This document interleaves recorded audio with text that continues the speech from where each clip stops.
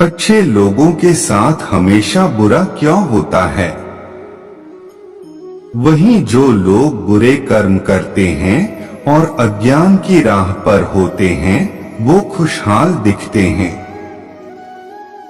श्री कृष्ण ने इसका जवाब गीता में दिया है।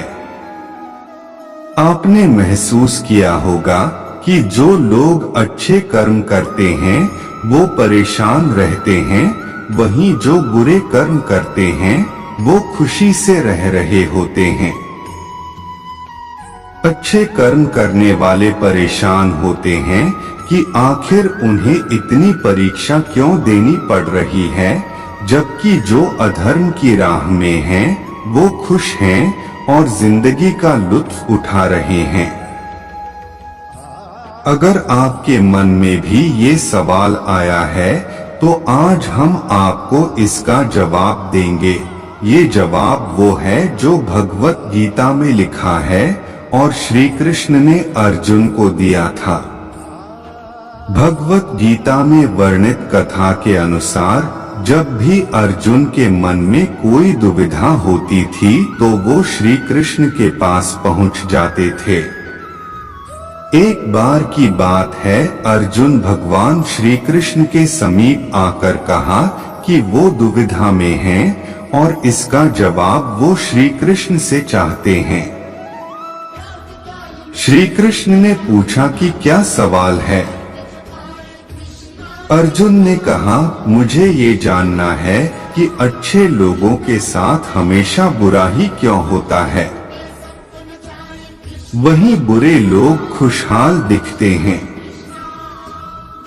अर्जुन के मुंह से ऐसी बातें सुनकर श्री कृष्ण मुस्कुराए और कहा, मनुष्य जैसा सोचता है और महसूस करता है वैसा कुछ नहीं होता है, बल्कि अज्ञानता की वजह से वो सच्चाई नहीं समझ पाता है। अर्जुन उनकी ये बात समझ नहीं पाए। इसके बाद श्री कृष्ण ने क्या कहा वो जानते हैं। श्री कृष्ण ने अर्जुन से कहा, पार्थ मैं तुम्हें एक कथा सुनाता हूँ, उसे सुनकर तुम समझ जाओगे कि हर प्राणी को उसके कर्म के हिसाब से ही फल मिलता है। प्रकृति हर किसी को अपनी राह चुनने का मौका देती है। अब वो मनुष्य की इच्छा पर निर्भर करता है कि उसे धर्म की राह चुननी है या अधर्म की। कथा शुरू करते हुए श्री कृष्ण ने कहा, एक नगर में दो पुरुष रहा करते थे। एक पुरुष व्यापारी था जिसके जीवन में धर्म की बहुत महत्ता थी। वो पूजा पाठ में यकीन रखता था। वो हर रोज मंदिर जाता था और दान धर्म भी करता था और हर रोज भगवान की पूजा करता था। वहीं दूसरा पुरुष बिल्कुल विपरीत था। वो हर रोज मंदिर तो जाता था लेकिन पूजा करने नहीं, बल्कि मंदिर के बाहर से जूते चप्पल चुराने।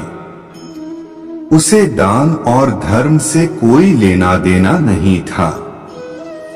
समय बीतता गया और एक दिन बहुत जोर की बारिश हो रही थी। इस वजह से मंदिर में पुजारी के अलावा कोई नहीं था। ये बात जब दूसरे पुरुष को पता चली तो उसने कहा कि ये सही मौका है मंदिर का धन चुराने का। पंडित से नजर बचाकर उसने मंदिर का सारा धन चुरा लिया।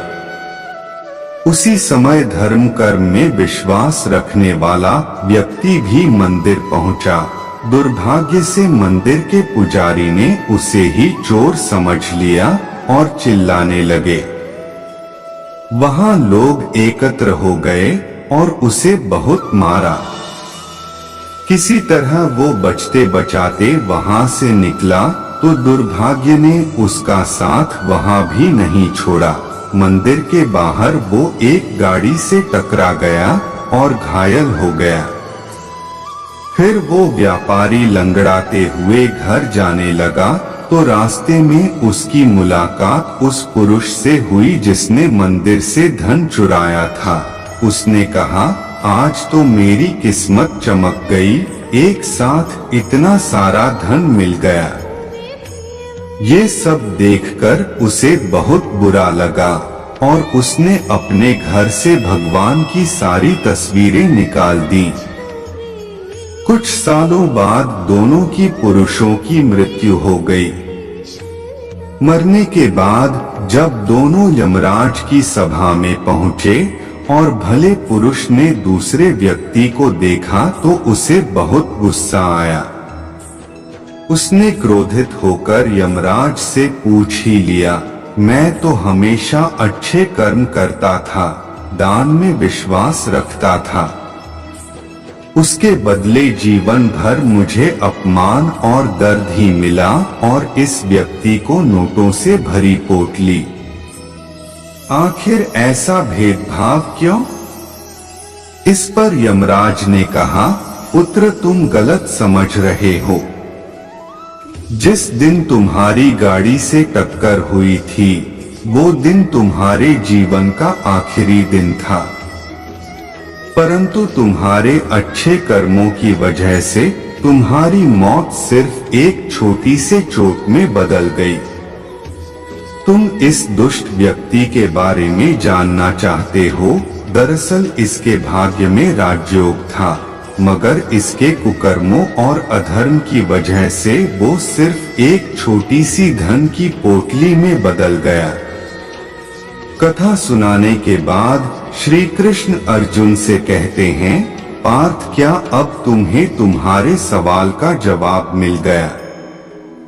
ऐसा सोचना कि भगवान तुम्हारे कर्मों को नजरअंदाज कर रहे हैं, ये बिल्कुल भी सत्य नहीं है।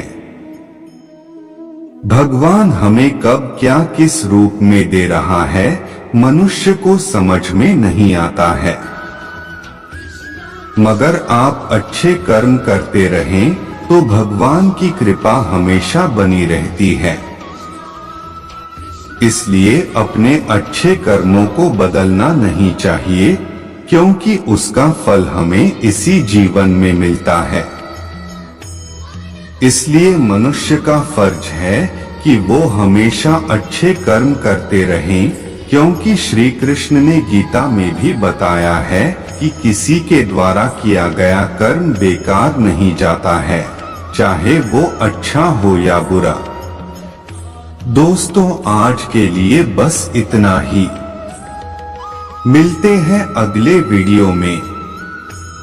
जय श्री कृष्णा।